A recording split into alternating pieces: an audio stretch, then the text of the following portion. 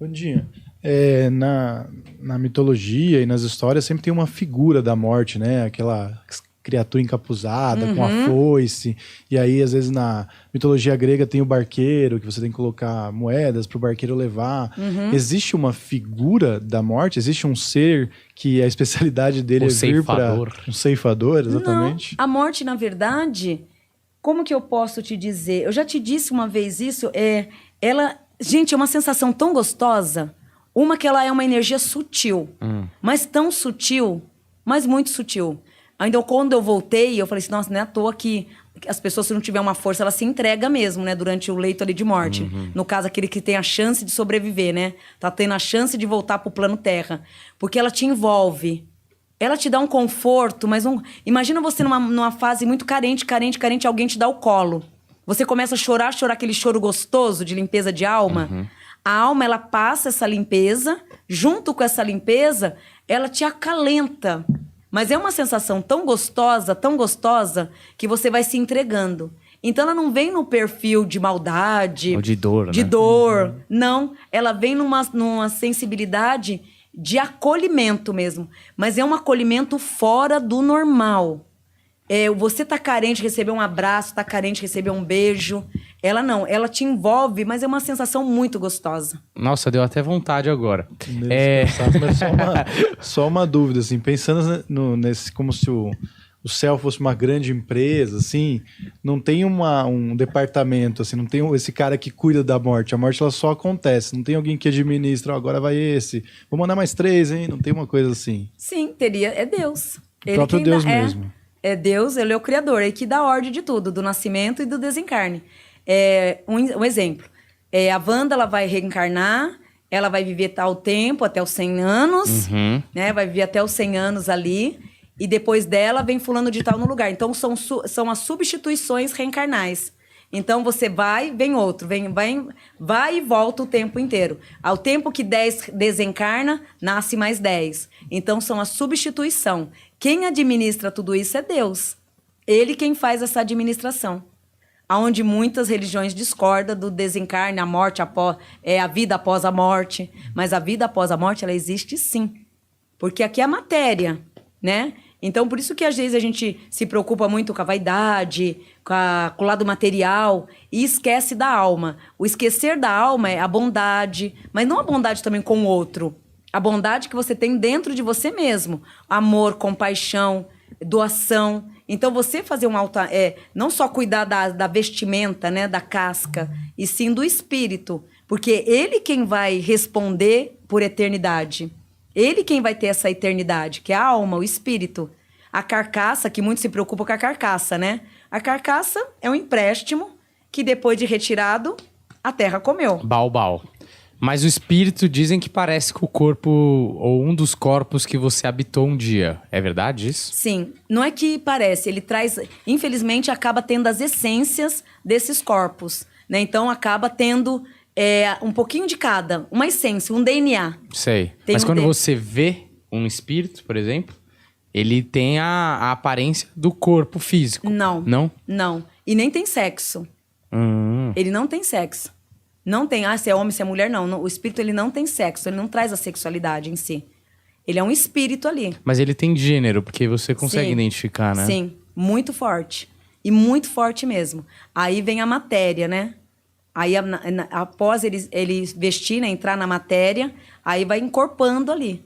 Mas isso depois que ele já saiu desse plano, né? Sim. Eu digo assim, porque quando as pessoas têm visões, elas têm visões como se fosse... O espírito. Mas esse espírito que as pessoas têm visões são de pessoas... Quem fala, vi meu avô, vi meu primo que morreu. As pessoas veem a pessoa quando tá aqui. Porque viveu com você. Então, geralmente tem essas visões, sim.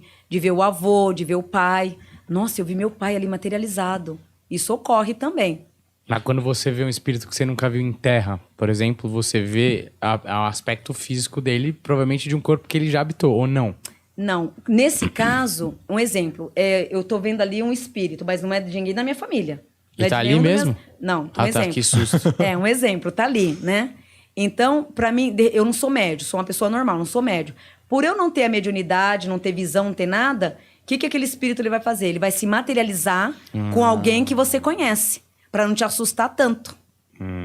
Então, de repente, ele vai se materializar ali como se fosse seu avô, seu tio, mas ele não é ninguém dali da sua família. Ele só se mascarou daquela forma para que você não tenha susto, para que você não se assuste com ele. Então, por isso que muitas vezes... Ai, Vandinha, eu sonhei com você. Eu sonhei que você fazia isso, isso, isso. No mundo das... As pessoas são meus seguidores lá do Mediúnico. Mas, na verdade, é muito meu mentor, meu pai Benedito. O pai Benedito, ele não vai se aparecer, não vai mostrar para os filhos quem ele é. Então, ele se identifica como quem? Como a Vandinha. Porque, querendo ou não, o teu cérebro, ele registra melhor essa forma do que, de repente, ver uma imagem, né, de um preto velho. Né, vai assustar um pouco. E a imagem de um preto velho nem sempre é tão bonitinha como se vê. Então, tudo é uma questão de maquiagem espiritual, para que vocês não se assustem tanto. Mas quando você diz que não é tão bonitinha, tem forma humana, ou não? Tem forma espiritual mesmo, não tem nada de humano. Sério? Não tem de humano. Dá medo? Hoje não mais, né? Que hoje eu tô calejada. Mas se aparecer aqui pra mim, eu corro. Mas na infância, que nem na infância, eu via muitos espíritos, tanto os bonitos quanto os bonitinhos, né? E é muito assustador. É muito assustador. É muito assustador, você não tem noção.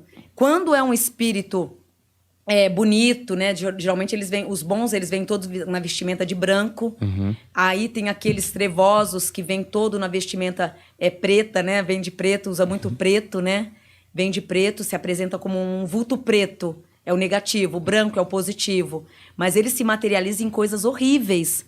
Então, você imagina uma criança tendo essa visão. Sei. É um inferno. Tipo um monstro, assim. É um inferno o tempo inteiro. É o medo de dormir, é o medo de tudo. Sei. Né, para uma criança. Hoje, no adulto, eu vejo, nem me preocupo. Nem um pouco. Existe um padrão de como eles são? Eles são sempre mais ou menos assim? Ou depende do tipo da patente? Eu não sei exatamente qual termo usar. Tem uns que é mais gordinho, tem uns que são altos, galanteadores. De todo esse tempo de evidência, eu falo que a única... Não que todas não tenham sido boas, foram boas, mas essa eu não esqueço até hoje. Eu estava num centro espírita e estava tendo uma sessão de preto velhos. Aí não foi só, eu tinha mais 3 videntes, tinha eu mais 3. Tinha eu mais 2 videntes. Um anjo lindo, lindo, lindo. Acho que uns 4 metros de altura, loiro, dos olhos verdes, o cabelo todo cacheado... Entrou com a mão desse jeito. Da mesma forma que eu vi, mas foi uma visão linda, linda. As 2 videntes também viu a mesma coisa. Porém, eu não falei nada, fiquei quieta. Aí a outra também... Só sei que depois foi um debate, né? Onde eu entrei no banheiro e falei assim, nossa, então o que eu vi foi real mesmo. Mas até então eu não falei pra ninguém. Mas, assim, foi 3, eu e mais 2. As 2 comentaram o que viram. E eu, na hora, eu me assustei, assim, porque foi uma visão muito, mas muito linda. De um anjo mesmo. Sim. E era um templo de cura. Era um templo de cura esse lugar. Até hoje ele existe. É um templo de cura. Então tem os mentores lindos, assim como você vai ver os trevosos. E Rodrigo Hilbert dos Anjos aí, né? É o anjão da porra, como diria o outro. Quem? Não, esse é um meme que tem. Isso tem que explicar, porque senão as pessoas vão falar que você tá falando que anjo, porra. Pessoal, eles... Não é só o problema deles, né? Porque também a gente não tem que justificar. Não, é porque os caras falam que o Rodrigo Hilbert é um homão da porra, porque ele é louro, alto, bonito, sabe cozinhar e montou a capela que ele casou. Sério? Sério, um homão da porra. Aí, pô, aparece um anjo desse e fala... Foi uma coisa linda. Então tem o ruim, tem coisas boas que você vai ver. E o mais feio? Fala pra nós aqui, que a gente quer saber do feião. Não tem um mais feio, porque assim, eles não tem uma descrição que você fala, puta, que ele é feio. Não tem um mais feio. Os obsessores são meio feinhos, porque eles são que nem uns vampiros mesmo, que nem obsessor, eles ficam aqui em cima, montam aqui, aí tem aqueles dentes bem afiados, né? Como se fossem morcegos, né? Sei. Aí eles cravam e ficam, são sugando feios. Energia. Eles são um pouco feinhos. Mas é aquela coisa horrenda mesmo. Sei, não tem tanto. Eles nunca vêm na realidade pura também, né? Camufla um pouco as imagens. Sei.